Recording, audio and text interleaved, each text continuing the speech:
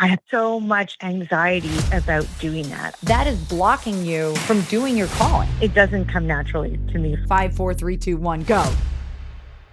Okay, so tell me your challenge. How can we fix your business? What's going on? Well, I've tried all kinds of different, you know, methods, and I know that I need to talk to people on the phone, but like I have so much anxiety about doing that. I've had so many times where people have just like told me I'm too expensive or Mm. had so many problems. I get nervous talking about money. And it just, the whole idea of talking to somebody on the phone is so anxiety producing. It's like I can't even make myself do it. And then it's like I'm almost relieved if they don't pick up the phone. Oh And my people don't pick gosh. up I know people don't pick up the phone now anyways, but Yes. it's just it just it's hard. I also live in an area where there's a second language. And so Mm-hmm. sometimes I have to switch languages. So that's even Ooh, more extra stressful because then you have anxiety. to do it in another in another language. Oh my gosh. Ooh, that's tricky. Yeah.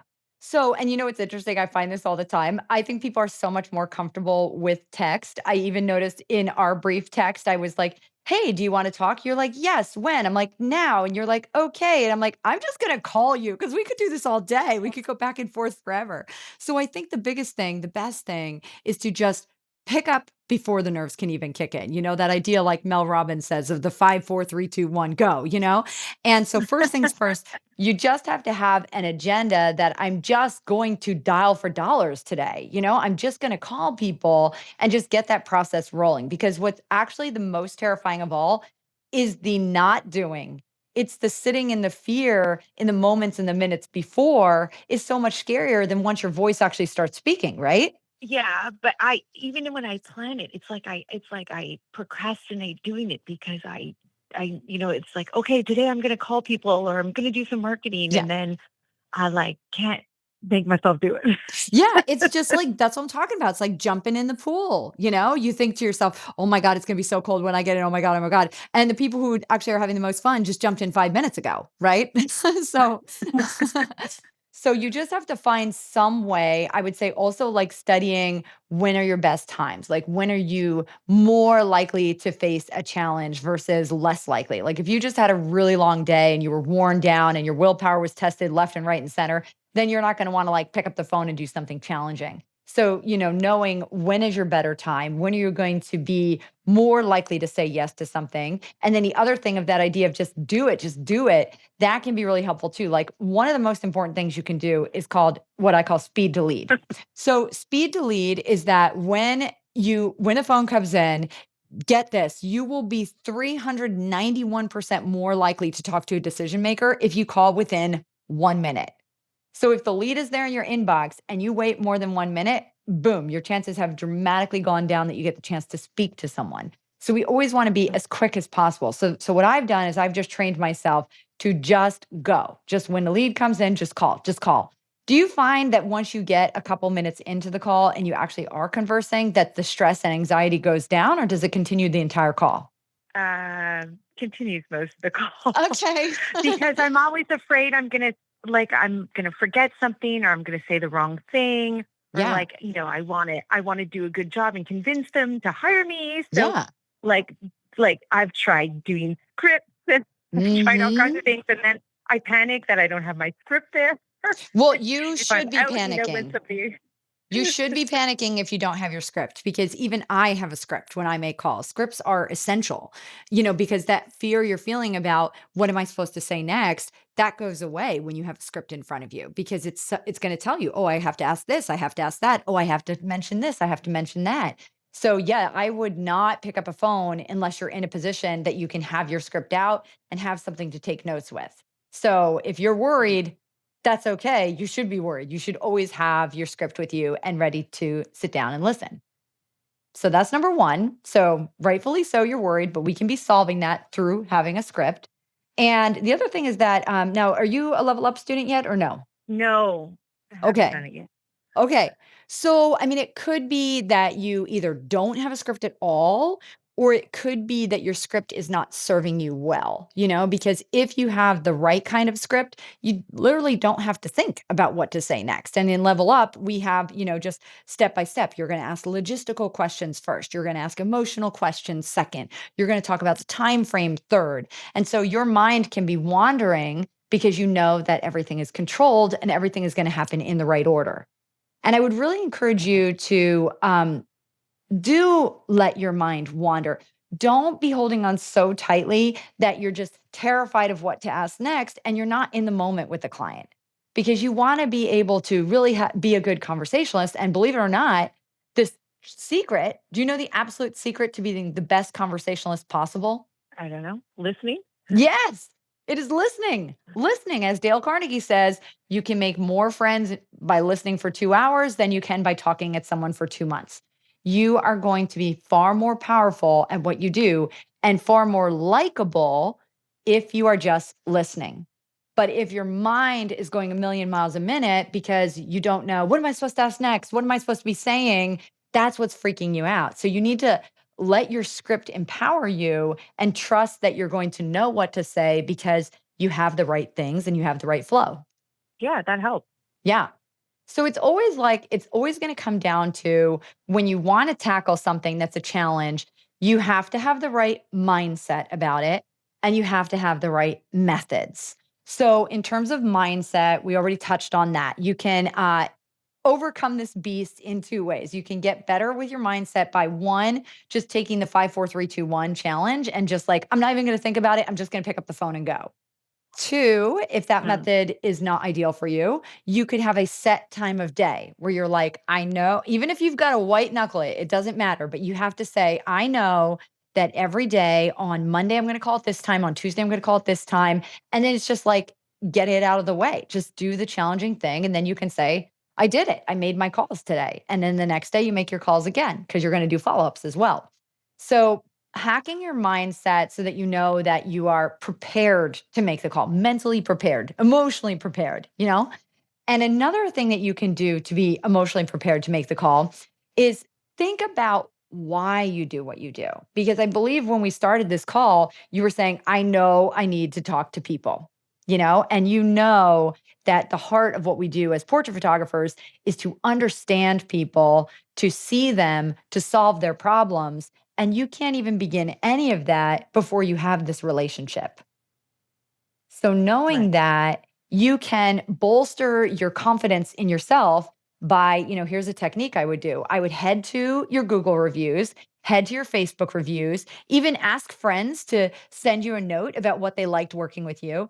And before you even start this phone call session, just, be buzzing and marinating with the idea of, wow, what I do really matters. And what I do really helps people. And this is my calling. I'm good at it and people love it. And so I am going to go allow myself to get to that next step, because sitting behind a computer, not making phone calls, that is blocking you from doing your calling.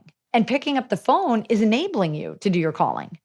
So the mindset I know. I part. just feel like some people are so naturally good at that. Like, like I just sort of feel like it's something that it doesn't come naturally to me for sure. I will say, here's what I would say. I would say not some people are naturally more skilled at it. I would say some people are naturally more comfortable with things. There is a personality trait that is more comfortable talking with people, and there's a personality trait that is less comfortable talking with people. But I hesitate to say that people are naturals at something. I would never say, like, as good as I am at sales, I am not a born salesperson. No way. I started training in sales when I was 17 years old. I skipped college. I went right into the workforce, and I immediately had people who were 3 times my age that I was managing, and I had to understand sales. So I've been reading business books since I was 17 years old.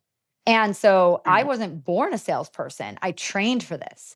And every person can train for this. There are no natural born Olympic athletes. There are people who have trained for the skills that they've mastered.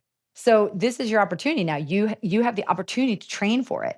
And one of my favorite things that I think back on is when I first, okay, so I don't know if you know this about me, but have you ever heard the story about what a major dork I was in 8th grade? Have you ever heard that before? No. Okay. I was the world's biggest geek. I will say that, to paint a picture, I was like choir girl, altar server, junior debate champ, teacher's pet, all the stereotypical like nerd with glasses and a ponytail. That was me. And so I was also, the very bad side about this was that I was extremely bullied and I had a really rough 8th grade, which so many people did. And it was like my greatest endeavor was I want to be liked. And so when I got to freshman year, I'm like, okay, new beginnings. Nobody knows what I was in 8th grade. Nobody has any preconceived notion. I today am going to build my future and I'm going to decide what I want to be. And what and who I wanted to be was I wanted to be cool. That was it. I Mhm. wanted to be cool. And so in my 8th grade freshman year brain, I said to myself that cool people dance. So if I can be on the dance floor, I will just be cool. That's what I decided. And I showed up. It's the first dance of the season, and no one is on the dance floor. It's like totally empty gym. And we're all standing on the sidelines. And I said, okay, well, this is what I said I was going to do. So I'm going to go do it. And I was not comfortable on the dance floor. This was not natural. This was not easy. I had never danced before. I hadn't even clapped before. Like every girl in my 8th grade class was a cheerleader except for me. I didn't even have rhythm, nothing. I mean, so I was not blessed. There was no special assets working on my side. The only thing working on my side was determination and conviction. And I just said, well, I'm going to do this. And I went out on the dance floor and immediately other people joined me. I mean, it wasn't immediate. There was like a minute or two, maybe 5. It was a little scary at first, but people joined me because what people want is they want someone to take their hand and show them the way. And this is exactly what you're doing with your phone calls. You are taking a person who has a problem and you have the solution and you're guiding them into that spotlight and you're saying, "Don't worry, I've got you. Let's do this together." That is your entire job on the call. It is to make the other person shine and it's to enable other people to move forward with you. That's what I did on the dance floor. And so after that, immediately, I was cool. I just decided and I was. So all these stories you're telling yourself right now, I'm not naturally gifted at this and other people are. I don't have the skill set. This isn't innate to me. I want you to just, anytime you hear yourself saying that, just say, I'm not good at this yet.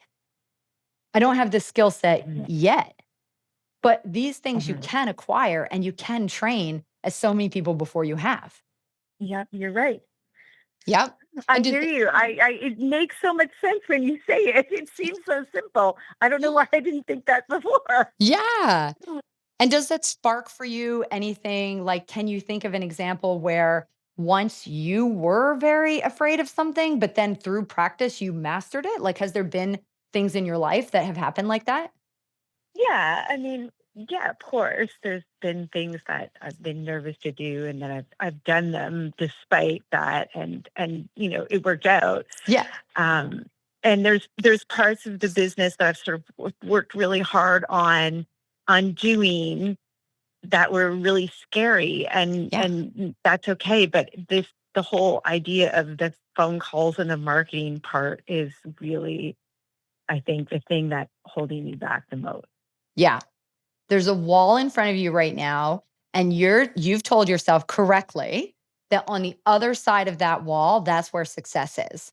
And so you just have to say, am I willing to scale this wall? Am I willing to try this? And it's going to be a little hard and it's going to be uncomfortable. All growth is. And then before long, 10 phone calls later, 10 networking meetings later, you're going to realize this isn't as scary as I thought. But you've got to have the right mindset is key. You've got to have that determination and conviction. And then the second piece is you've got to have the right methods because believe me, if you don't know what to do, if you don't know what to say, you're making your job 10 times harder because it's the scripting is what solves things for you. If you have the solutions of Mhm. what I'm going to say, you don't even have to think about it now. Now you can just relax into it and know I'm just going to ask a question and listen. Right. Yeah, I think that's a big part of it because, I shoot a lot of different things. And so sometimes somebody will ask me about, let's say, a dance shoot. And then I'm Mhm. like, oh, wait, okay. I'm not really sure what to tell them because the Yeah. circumstances have changed and it's always different. So Yeah. then I'm like at a loss because I'm not really sure what to say. So I think to be more prepared before I even try to have the conversation is important. Yeah. And here's another one. I will take that off your fear list because you can write this into your script. You can have this as a cue card somewhere. You can always answer, that's a great question. Let me get back to you on that. There is no reason that you have to have 100% of the answers always. If something ever stumps you and it comes out of left field, you can say, that's a great point you make. Let me get back to you on that. I want to really give that some good thought. Let me get back to you on that. And the other piece of the puzzle is that it could be that you're going too far down the wrong path. Because I think a lot of photographers, and this might be you too, we think that our job is to take the best photos. But shockingly, that is not actually our job. Our job is to create the best experience. And what you want to do is you want to be there to create the best experience. So you don't need to know, how am I going to master this technical detail? And how will I price this particular, one-off product I never thought of before? You don't have to have every answer for everything right now. All you need to do on that discovery call is you need to really lean in and listen. What does this person need? What is the problem they're trying to solve? What is the emotion behind what's prompting them to do this now? So that's where you just got to pull on that thread and ask those questions that draw them into your world. And people love that. They love being heard. They love opening up. But your job is to just be there on that dance floor and welcome them on with you and just say, let's dance together. Let's do this together. Yeah. Taking notes. Yay. So I'm going to give you a little bit of homework, okay? Top homework that I would love for you is I would love for you to get into level up because, this problem right now, this big challenge of what do I say, when do I say, how do I say, like solving that will make everything easier. And if you don't have that answer, that's a thing to solve right away. But if you want to baby step into it, I would definitely recommend a great resource that you can just put on audio to kind of pump up your mindset around things would be, well, of course, my book, She Sells, love that one. But I would also say I love this book by Matthew Pollard called The Introverts Edge. Have you heard of this one? No, I've never heard of this one. Okay. Introverts Edge. Fascinating concept, The Introverts Edge. Now, I am not an introvert, I'm an extrovert, but as a sales pro, I want every advantage I can get. So I picked this book up off the bookshelf and I was like, what is the introvert's edge? I need to know because I got to tap into that advantage. And what it is that introverts, generally speaking, think they are at a major loss. And they think that I'll never be as good as an extrovert. I'll never be as natural as someone who just loves being in front of people. But the truth is, here's the facts. When an extrovert like me gets in front of a crowd, I'm going to be quite good at speaking up spontaneously. Like that is in my wheelhouse. I can just sort of like let words flow out of my mouth. And that works most of the time. Because meanwhile, there have been so many times where I completely put my foot in my mouth, where I hugely embarrassed myself and the person I was talking to. I remember one time where I made someone cry because I said the dumbest thing ever. It just popped out of my mouth and I didn't have the control to take it back. So extroverts will make missteps a lot of the time because if we solely rely on, well, I'm just going to speak first, think second, we're going to mess up. So in the long run, what happens with an introvert is this. Introverts say to themselves, like you're saying to yourself, oh my God, I'm terrified. Like, I don't know what to say. I don't know what I'm going to do when I get into that networking meeting. I don't know what I'm going to say when the client calls on the phone. I'm so terrified. You just want to push it far, far away. But as I'm sharing with you, the secret to get past that fear is to be prepared. So the idea of the introvert's edge is that when you prepare yourself, when you stop and analyze, well, how did that go? Well, what could I do better? Well, what kind of tools do I need to succeed? That's the purpose of that book. It's going to give you more insights on that. But you truly do have an advantage. And what I learned from that book, I actually have stopped making a fool of myself. Go me. I no longer make people cry or make myself cry or flush red when I say something stupid because I learned from that book that I need to have more self-control. I need to go into a meeting like an introvert would, and I need to think, who am I going to see? What am I going to say? What can I pitch? How can I listen better? What prompts can I ask? So now every time that I go on a phone call or at a networking meeting, I'm preparing myself. And that's the secret for you. Preparation is key. And if you can take this time, get your scripts dialed in, you will be successful. But it's going to take practice and it's going to take preparation. And it's going to take no procrastination. That's the P we don't want. We don't want the P of procrastination.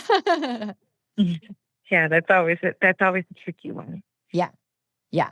And you can change all of this. It's like, you remember summer of 8th grade, I was a dork. Freshman year, I was a cool kid. Like, it does not have to be a lengthy process that it's going to take you years to get where you want to get. It's literally going to take you making the decision and you putting the right pieces in place to change. And that could be as soon as this month. Okay. All right. Marching orders. I will try. Mm-hmm. Thank you. Thank you. Okay, I will do my homework. Okay, I like it. Good luck. Good luck. And then keep on asking questions, keep on like being in the group, asking questions, because you're not alone in this. I'm sure many people experience this, but many people have overcome it. So we can help each other better when we know what you're struggling with. I appreciate that. Thank you so much. All right. All right. Have a good one. Thanks. You too. Bye. Want to fix your biz? If you're a professional photographer or aspiring pro, you need to join me in the best business group on the internet. Rise to the Top with Megan DiPiero. Ask your business question in the group and you might just be my next podcast guest. Join now at rttt.life.